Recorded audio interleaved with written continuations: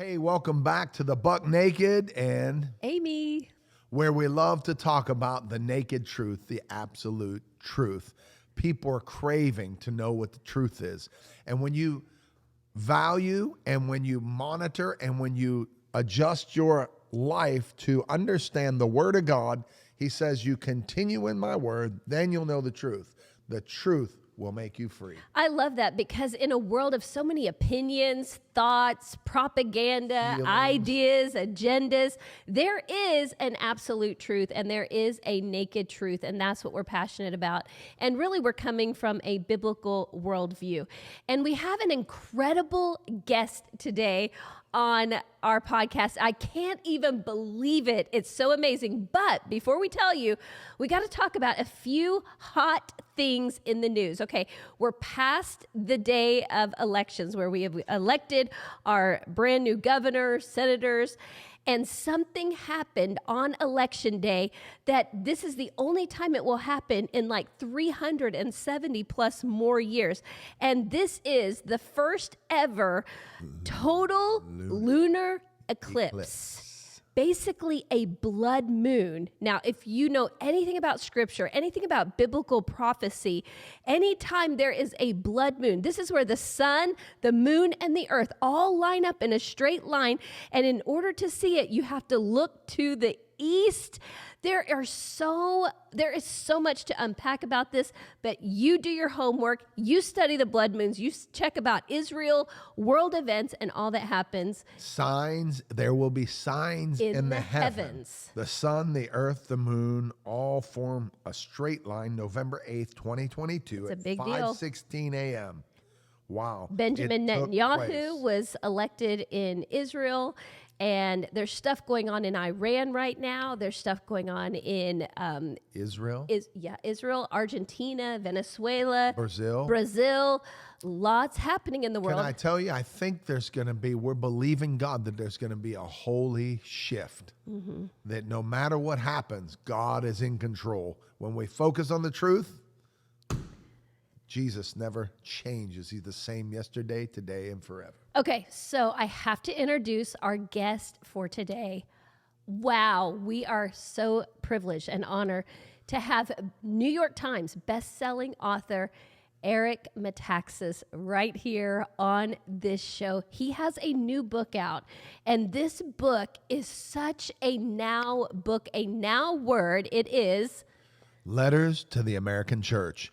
But if you picked up his book on Luther, you picked up his book on Bonhoeffer. My wife was listening to these audio podcasts. No, they're like 18-hour 18 hours. Everywhere I go, I hear Bonhoeffer. So I'm trying to know who this dude is, and I got to read it and find out who he is. What a great guy. No, and he compares the German church when Hitler was alive to what's happening right now in the American church. I promise this is a book to get your hands on, and I believe we should go now and we should sit and talk with You will love this.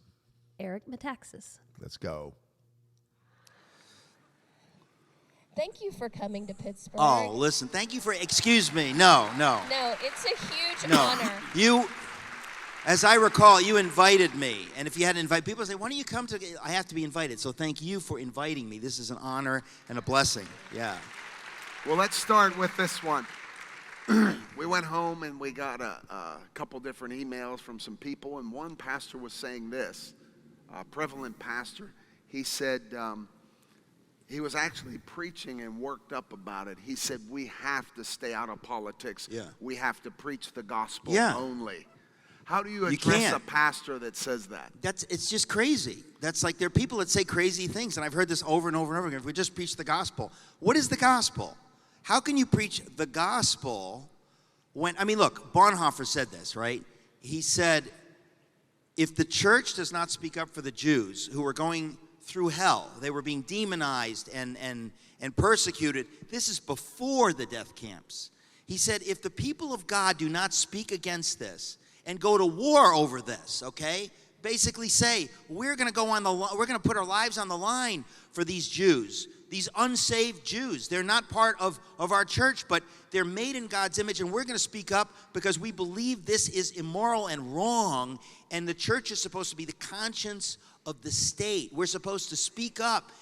And so when people say, well, just preach the gospel, I think that's just sophistry. There's no such thing as just preaching the gospel. As far as I can tell, even Jesus didn't just preach the gospel. You know, when he says, if one of, you would do this to one of these little ones, cause them to stumble, that's not really winsome, Jesus. Maybe you want to edit that out, Well, so I feel like it's a mantra that many in the church have adopted, which is a nice way of saying just shut up, just preach the gospel. I'm thinking, how can you preach the gospel if these things are happening and you're silent? Now, look, everybody's different. Some people are going to be more political than others. I'm not saying that every pastor has to, but I'm seeing a trend where people are using these kinds of things as an excuse.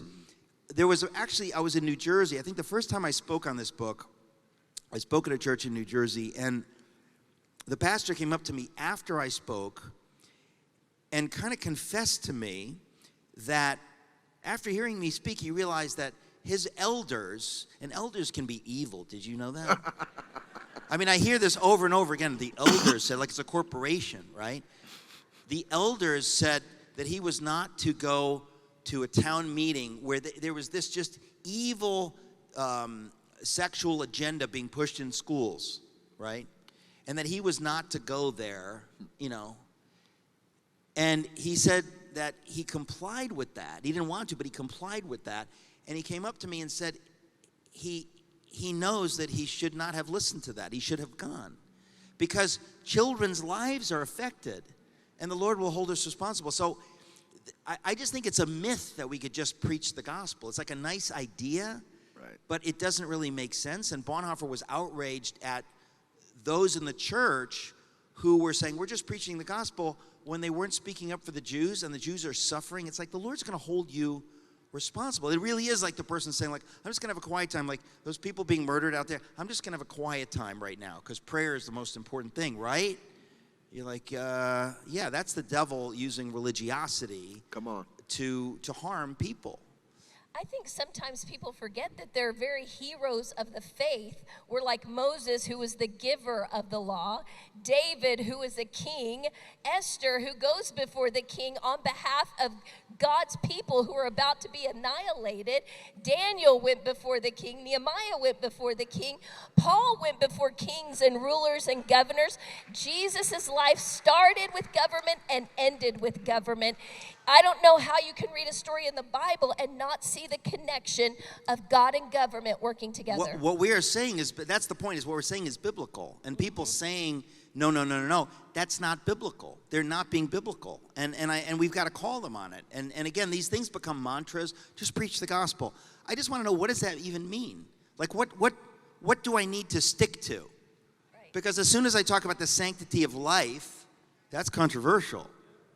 As soon as I talk about, how we should not murder the unborn, that is controversial. As soon as I talk about sex is between a man and a woman in marriage for life, that's God's plan.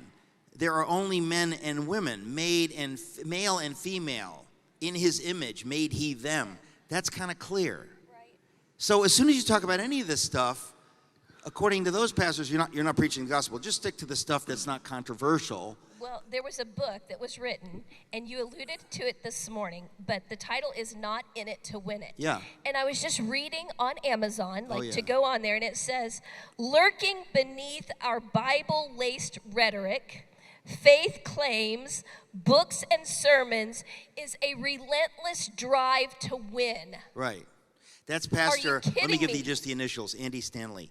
Let me tell you, just as I sent the manuscript for this book in, I got a copy of that because I'm like an influencer, so Zondervan thought they would helpfully send me a copy. So I get this book, and I look at it, and I forced myself to read it, which was no fun because it was a mess. It was a theological mess, using scripture verses, but the bottom line is, I don't know Andy Stanley. I'm sure he's a nice guy, but I know tons of pagans and atheists and gays that are nice guys, okay? We don't have to agree on anything. But the point is, what he wrote in that book is wrong, and he's an influential pastor. And there are tons of people who say, oh, there it is right there. He sees what I see, that Bible-laced, I mean, even that phrase, Bible-laced rhetoric, basically demonizing religious people. Actually, when I read that book, two things stuck out. At one point, and this is another Issachar thing, right? When you see what's going on in the culture, right?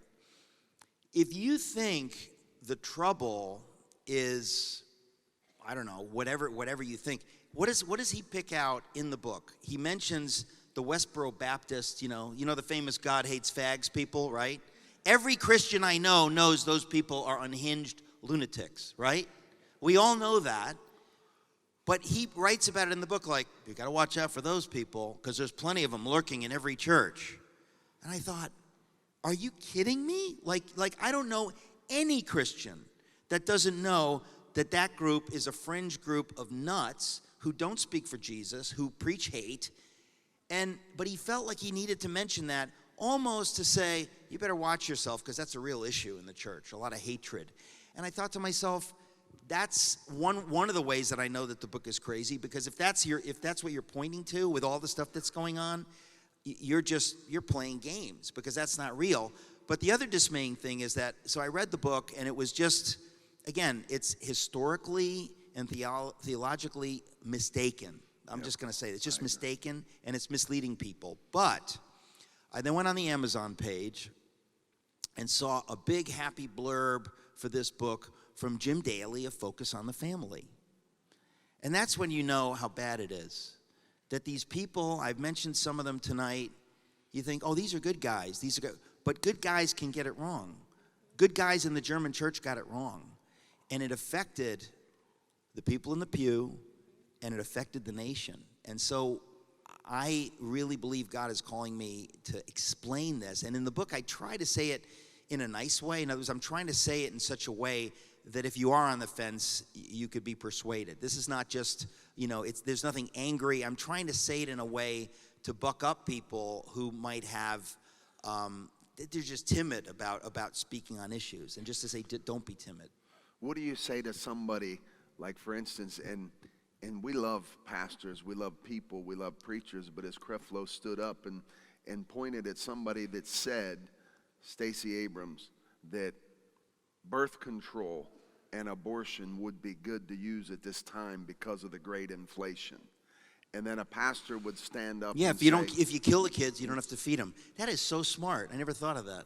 We applaud that. So how do you, in a positive way, as God's called us to speak up and speak truth, how do you speak the truth in love and call someone out on that? I don't know. Sometimes there is no way. In other words, I think that we sometimes kid ourselves that there's a way. I mean, if you've ever met, this is when Jesus talks about casting out your pearls before swine. I mean, it's an unfortunate thing that he says swine, because I'm not trying to put down the people, but there are people, they're not interested in your argument. They're not interested in the truth. They have a point of view. And I think we need to be realistic about that. In other words, there's a time when I know there's nothing I can do if I could convince somebody. I mean, I wrote this book to convince people who could be convinced. But there are people that it's going to take years, maybe, by God's grace, they'll see it. Again, in Bonhoeffer's day, there were tons of those pastors that they eventually woke up. When it got really bad, they woke up, but then it was too late. And that's kind of the issue, is that I don't know. I am staggered when somebody like a Creflo Dollar or T.D. Jakes stands with somebody who is wildly pro-abortion. They're not just, they differ. Again, there was a time in America when we weren't so divided. And so there were plenty Christians in the Democratic Party who were pro-life. And they were openly pro-life. That day doesn't exist anymore. And we have to kind of deal with that reality. And I don't know, again, I think sometimes we have to be realistic and understand there's nothing I can say. I just have to advocate the truth and pray for people and speak what I can, but I may not be able to get somebody to see how harmful that is, I read your book, Bonhoeffer, probably a decade ago, Actually, I listened to it on Audible, and it kind of shook me. And I think the message that you have in this book is really heavy and really important. You're comparing the church of today in America to the German church, where 11 million people, right, lost their lives. Yeah. No, 11 million people were murdered. Many, many, many, many more lost their lives. Like many, many more millions lost their lives. But 11 million people were murdered by the Nazis. It's like an incomprehensible thing. And the people in the beginning of this period, they didn't see that coming, but they allowed it to happen. I think about men like my grandpa who showed up to help fight for freedom over there for the Jewish people and for really Eastern Europe. But okay, so unpack what Marxism looks like, atheistic, socialist, communist. How is that? What does that look like in America? What are signs and verbiage and wording and things that we need to be looking out for so we're not deceived? Well, basically, all of the woke stuff is cultural Marxism, basically. It's masquerading. Again, this is when people play games, right? Like, it's like if you talk about racism or something, like everybody's like, oh yeah, we're against racism. So what are you selling? Well, they're selling cultural Marxism.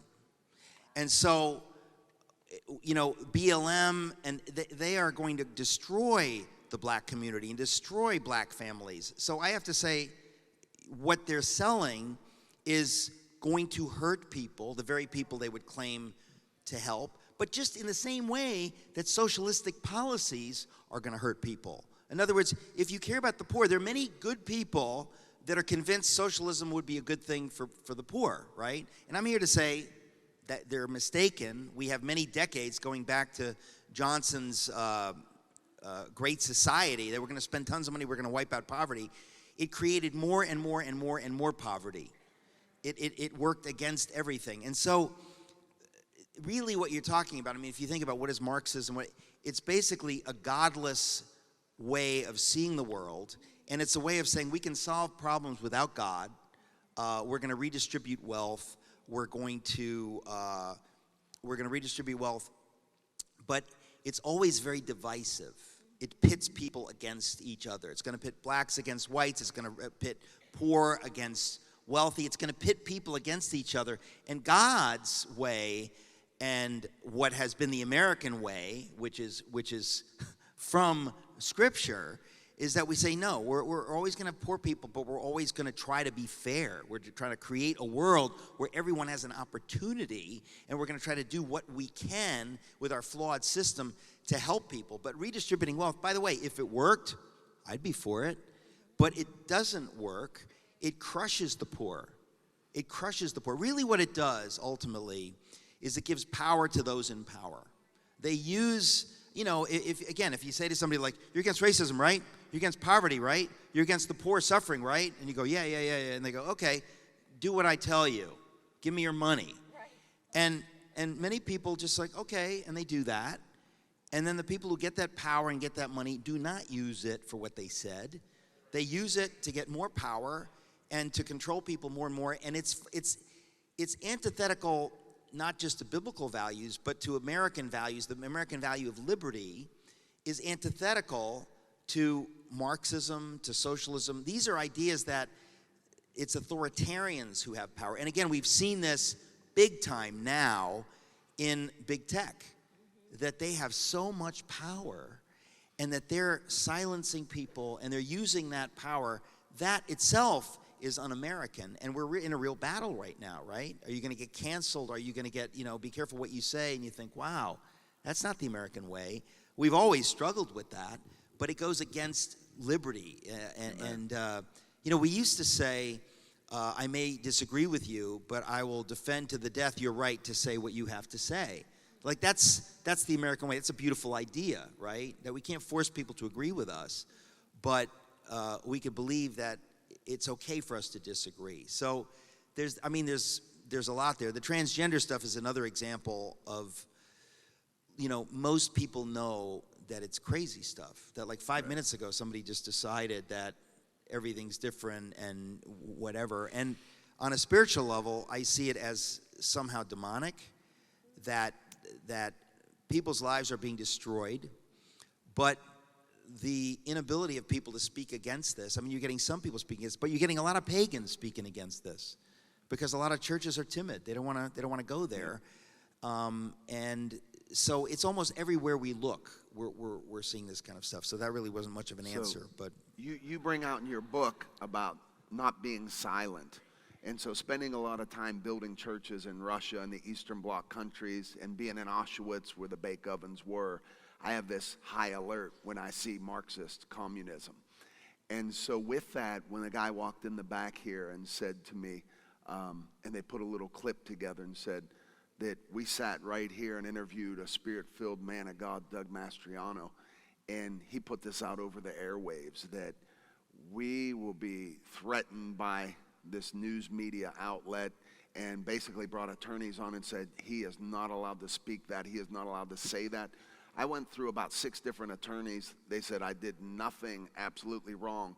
But that thought alone, to threaten the church and put this out on the airwaves and say to every other pastor and every other church in Pittsburgh, if you say everything, you will lose your 501c3. What do you say to a situation like that? And could you preface Danbury, Connecticut, an understanding of church and state separation?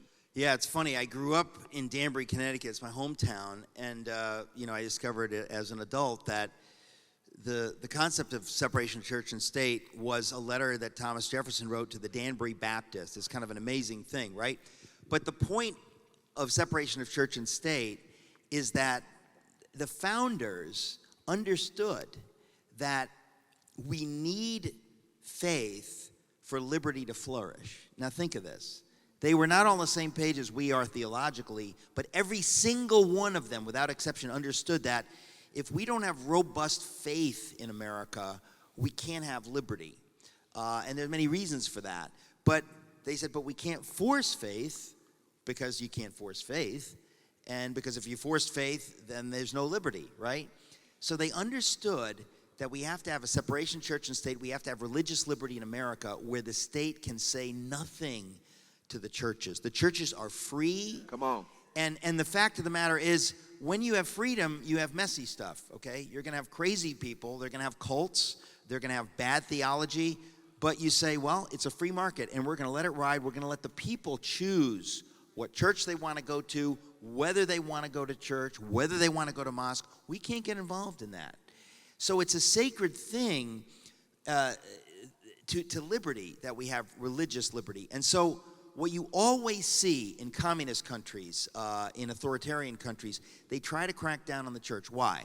Because the church is the greatest threat to them. Right. The church is going to speak the truth about demonic stuff like slavery, like genocide, like whatever it is. It's going to be the church that's going to speak against those injustices. And so people in power want to crush the church. And so the church needs to be aware of that. And everybody in a place like America needs to be aware of that. That when you have people bullying you and saying, you can't say this, you can't say that, that's when, I mean, do you think any news outlet is bothering T.D. Jakes for having a photo op with Beto O'Rourke? No, it's a one-way street. They will only do that if you go against their narrative. Right. So when they say you're being political or this or that, it's only if you're being political in a way they don't like. And so I'm here to say that when somebody is attacked, we should all stand up with them and for them, even if we don't agree with them. But if somebody is being attacked in that way, because that is authoritarianism, and that's what silences people, and it's what silenced Germans in the 30s, that threat. And Bonhoeffer said if we all stand up, the threat won't work. But if we let them pick us off one after the other, and that's exactly what happened. Most German pastors said, you know what, I'm going to let that hothead in Pittsburgh, let him have that, and let that hothead there in California, let them fight those battles. Let them pay the legal fees. That is how evil overtook Germany, wow. And it is exactly how evil overtakes in many cases, and it's how evil is trying to overtake this country. And again, the irony is that everyone will suffer. everyone will suffer. I mean, if you look at the story of the French Revolution, it eventually eats its own. There's nobody pure enough. And so everybody's afraid of what they say. It happened in Russia. You know, Stalin killed the people closest to him. You think like, well, at least I'm out of trouble. Yeah, you're out of trouble for now. But eventually in a system like that, nobody's safe. That's right. I think people are craving the truth right now. It's like, will somebody please stand up and say something that is absolute truth? That's why we went out on the edge. I mean, the total edge by doing a podcast called Buck Naked and Amy. The naked truth. The naked I mean, truth. who would ever name something Right. like that? Right. Because we want to get to the naked truth, which is actually God's word, God's view, God's thoughts. What would you say to this younger generation? Yeah. Like the one thing, they care about social justice. They're Yeah. ready to move. They were born in freedom, raised in freedom. They haven't been a world traveler, and Yeah. they don't quite understand No the history. world Yeah. view and history. What would you say to that younger generation? I'd buy them a plane ticket to Saudi Arabia. I mean, it's kind of funny, right? Because that's the problem is we're so blessed in America Right. that we're spoiled. Right. And we don't understand that if we don't fight for what we have, it's going to go away. I think one thing that's interesting, this is just always true, right? We know that when the church is persecuted, it grows, right? Come on. So we don't look for persecution, but the point is that the Lord designed us. It's just like when you exercise, your muscles grow, right? When we are active in the battle, that's attractive to outsiders. They go, look, you care about truth, or you care about this, or you care about that. They see you in that. If we do this thing where we're always kind of just going with the flow, there's nothing. I mean, I'll tell you, people wonder why is Islam growing in prisons, right? Because young men are looking for a challenge. Right. And in Islam, they don't say to you, well, do you believe? Okay, you're good. They say you got to pray 5 times a day. You got to do this. You got to do this. Can't eat that. Can't eat that. Da, da, da, da. There's something that we've lost in the church to challenge people, right? And again, we're not talking about works righteousness, but the point is that we get to be part of God's army for truth and love in a wicked world, in a broken world. And when we do that, it exercises our faith and strengthens our faith, but it also is attractive to outsiders because they say, wow, you really believe in that, and you really care about that, and you're willing to pay a price. I mean, when Bonhoeffer said we got to speak up for the Jews, he's asking non-Jews to speak up for the Jews. He's saying that's what we do. And that is attractive to people when they go, wow, you must really believe that, because you're not doing that for yourself to protect your church. You're doing that to protect other people and speaking up for truth. So imagine all the parents right now that's sending their kids to schools and the transgender madness. They've got to deal with this in their houses. And they don't know where to look. They don't know where to turn. And many of them are thinking, maybe I'm wrong. I don't know. Well, if the church would speak about this, tons of parents are just like looking for that kind of a church. They're like, thank the Lord, somebody... I guess God is real, because in that church they're actually talking about that, because my kids are facing this every day, and I'm facing this, and I don't have time, I'm busy, but somebody cares. Somebody is speaking about this. The transgender madness is one example, but there are all kinds of those kinds of issues. Critical race theory, it's the same kind of thing. It's divisive, it's negative, it's wrong, it's atheistic. But a lot of people don't have the ability to know even how do I argue against it, or what do I say, or maybe I'm wrong. Maybe I just should shut up.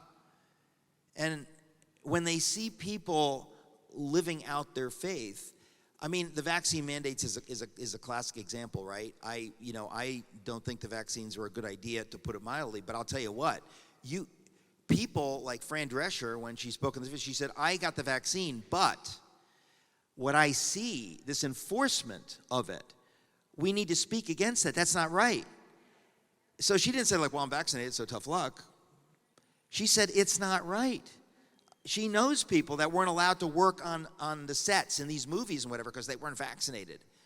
And you think, that's just not right, and you need to speak against that. And so here you have her doing it. On my radio program, I've had Naomi Wolf. It's amazing. In my class at Yale, this woman was in my class at Yale, feminist, liberal, not a Christian, but she has been so bold on all this kind of stuff, speaking out on these issues and saying that, this transgender stuff is a war on women. And this vaccine stuff is a war on freedom and all this different stuff. And now she's not, some MAGA patriot, but she sees the truth and she's speaking it. And I really just think that there are tons of people out there, they see this stuff and they're just looking for clarity. Am I crazy? Is the world crazy? What's going on? And I think if we in the church will, as we're able, because we're not all called to the same thing, but as we're able, if we would provide leadership, self-sacrificial leadership, that says to people, you know what, those people care. They're fighting in my community, and I respect that. And I know that a number of pastors I know in California, they've had tons of non-Christians checking their churches out because they're like, we're just shocked that finally somebody is talking about this, and we just want to be around those people. So I actually think there's something attractive. In other words, the basic, that's my stomach. There's this idea that if I speak about something, I will lose congregants, I will lose people, right? But I want to say it's been my observation that you will probably gain people. That's right. That actually you'll probably gain people because there is a hunger in the culture today. Things are so bad that people are looking for, they're looking for truth, they're looking for answers, they're looking for courage. Amen. Eric, a lot of your books, as you read them, there's a strength in the faith without works is dead. How do we embody and encourage right now, not only here, but on the podcast, leaders and pastors that would say, just like, for instance, when COVID hit, the Lord just said to us, we have to stay in motion. Faith without works is dead. Yeah. What do you say to the person that's just bent toward a passivity, a softness, or the pastor that would cower down, the leader that would cower down and say, we don't want to get political, we don't want to ruffle feathers, we're concerned about people coming, leaving, but how do you bring that out in that faith that's really emphasized in Acts 2, Acts 4, in a boldness? When you're threatened, you rise up with the truth and you come against that with words of truth. Well, I mean, first of all, we have to say this, right? That Americans, part of our DNA in our culture, because every culture is different, right? But part of American culture is we're nice. Some of that's good, some of that's bad. Sometimes it's good to be nice, and other times it's good to be feisty, right? And so when we heard, like, we got to shut down, nice Americans go like, okay, we'll shut down. But at some point, some pastor said, wait a minute. When we shut down the church, you're using this threat that, people are going to die, right? But people are going to commit suicide if they don't have a place like a church to come to. Do you know how many people committed suicide during this COVID madness? You don't hear about that. Right. You don't hear about now. If you care about life so much, you care about people, catching COVID, you ought to care about people killing themselves also, right? That's right. So the tendency to just say, well, okay, we'll shut down or we'll do this or do that, we just have to be honest with ourselves, right? I mean, a lot of good pastors I know did that, and I think we need to have an honest reckoning and say, that hurt some people. You hurt some people. Not just people that committed suicide, but people fell away from faith, people that fell into tremendous depression. There's a reality there.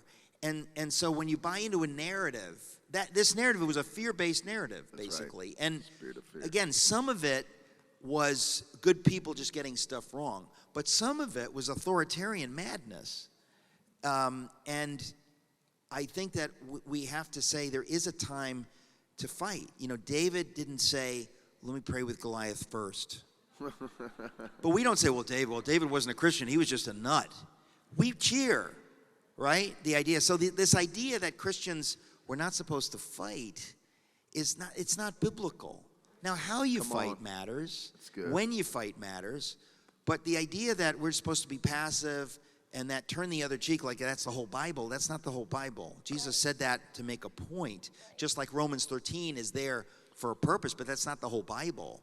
And I think that we have to just demonstrate it as best we can. And again, I know there's some people that are never going to get it. Right. They don't have the appetite for controversy, or they don't, I mean, to some extent, to be quite honest, I don't. I mean, I'm not looking to argue with people, right.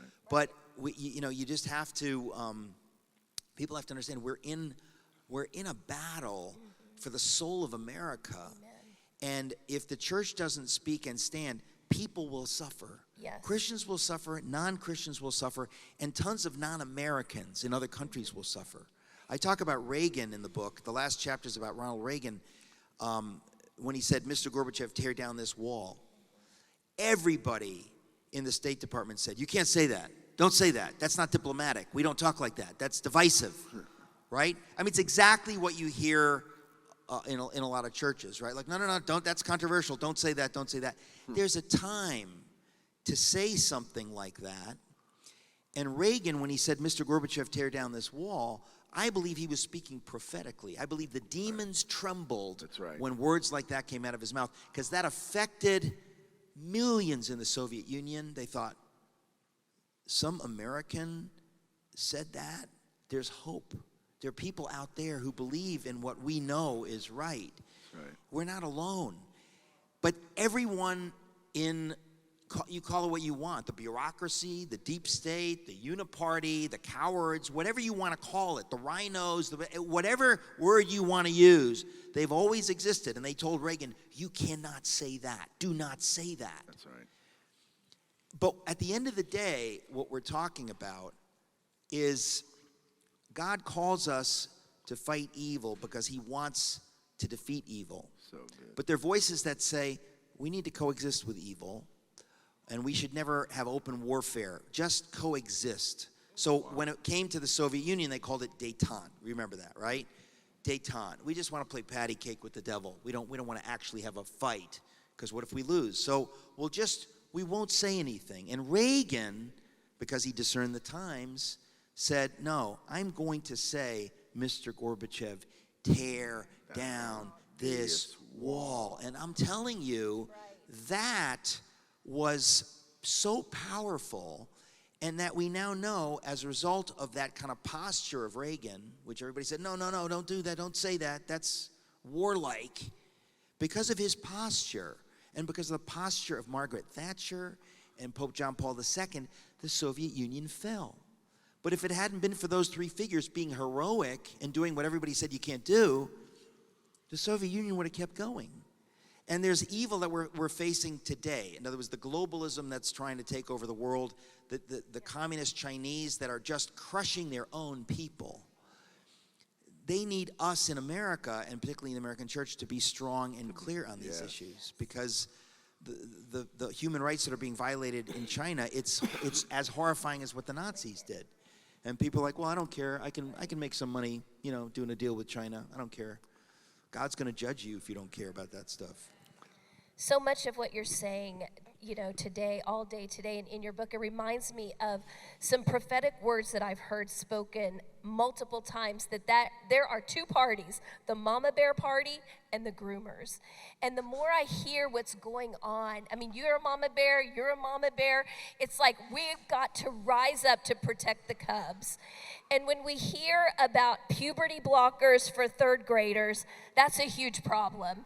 And some people celebrate that, are pushing that, stuffing down our face. They're taking a 13-year-old girl and cutting off her breast without her parents' consent or even knowledge. It is insane. No, it is satanic. But this is what I'm saying. There's a time when you have to call something what it is. That is satanic. Evil. And I don't care if people agree with me, and we shouldn't even care if they kill us, Let's because go. that's satanic. If you have to fight. And even the idea that the government would have anything to say about our children. Come on. Get your hands Do you understand how deeply un-American that is? That's what, I mean, again, because my parents grew up in Europe, and you hear about this, but in communism, that's what they do. They take your children from you. It is satanic. We know that in slavery times when they did that, that was satanic. That when you divide a family, that's satanic. And that's what Marxists do. And of course it has come to this country. And sometimes you just have to fight politically.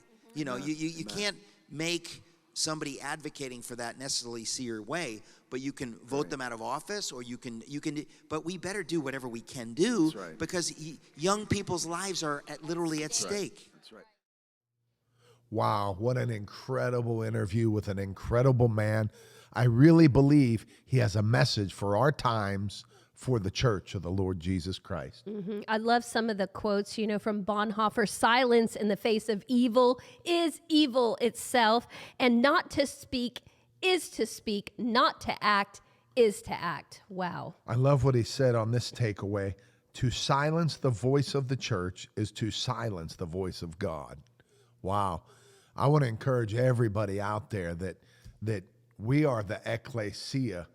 We are the church. The church is not a building. The church is not pews and instruments. The church is people. God has given us a voice. Man, in the United States of America, let's use that voice for the kingdom and for the government that God has provided to bring it to earth. Yeah, I mean, we're his hands and feet, we're his body, and don't complain about it. And don't just pray about it. Let's act, because faith without works is dead. I like this translation. Faith that does nothing is worth nothing. I mean, we've got to put some action behind our faith and our beliefs. Now is the time to be bold and to stand up as the church. Well, not only that, as we get a switch in government, I think it's important to, as we did during the times of COVID, it's important that we not just stand up one time in a midterm election and then be all pumped up because this crazy agenda of the left wants to take over, really with an antichrist spirit. But to keep praying, to keep standing, to stay awakened and keep moving things forward. One thing I said is we have to stay in motion. We have a lot of freedoms here in America. As we're sitting here, and as he mentioned Bonhoeffer in the German church during World War I, World War II, I sit here with my papa's flag that he was in World War II and he was a prisoner of war, missing in action, taken by the German soldiers. They did surgery on him, returned him back to U.S. custody. I mean, I feel a very passionate call to protect and defend our freedoms that we walk in, the freedom of religion, the freedom of speech, the freedom to peaceably assemble.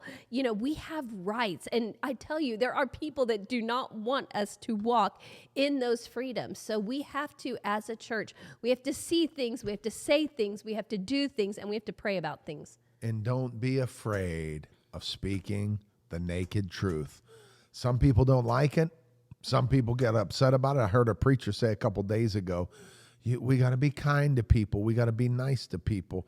We got to realize these are God's sheep. Yes, but one of the greatest things we can do is tell people the naked truth. And the truth will set them free. Let's go.